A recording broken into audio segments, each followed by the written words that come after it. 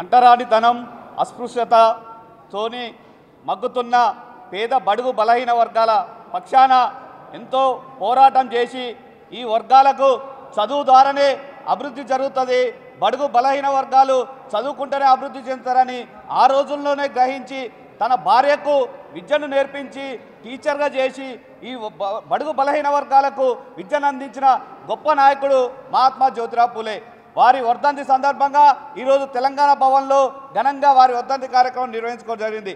తెలంగాణ రాష్ట్రం వచ్చిన తర్వాత జ్యోతిరావు పూలే ఆశయాలను కొనసాగిస్తూ కేసీఆర్ గారి నాయకత్వంలో దాదాపు 1000 గురుకుల పాఠశాలలు, అతని పేరు మీద విదేశీ విద్య, వర్ధంతి జయంతి కార్యక్రమాలను అధికారికంగా నిర్వహించి బడుగు బలహీన వర్గాలను ఎంతో అభివృద్ధి చెందే విధంగా 10 సంవత్సరాల కాలంలో బీఆర్ఎస్ ప్రభుత్వంలో కేసీఆర్ గారి నాయకత్వంలో జరిగింది.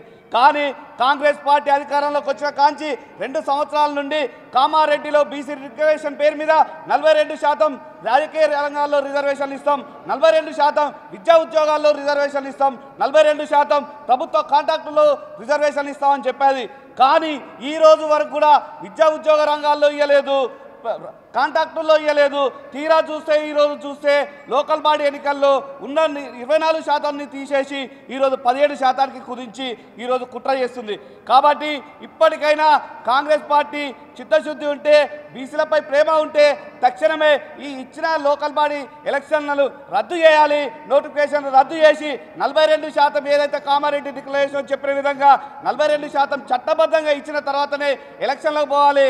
లేని పక్షంలో జ్యోతిరావు పూలే గారి స్ఫూర్తితో బీసీలందరూ కూడా తిరగబడతారు, కాంగ్రెస్ పార్టీకి బుద్ధి చెప్తారని చెప్పి హెచ్చరిస్తూ వారికి మరొక్కసారి ఘనమైన నివాళి అర్పిస్తున్నాం.